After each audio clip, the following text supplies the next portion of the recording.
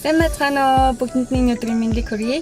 Би өнөөдөр Matrix салааны захирал Баачгийнхаар үсээ янзлуулах гэж байгаа. Makeup over хийх гэж байгаа. Тэгээд машиндаа суудсан бэлэн болсон байна. Нохотойгоо хамт манай нохоо жибонэ идэ завгүй.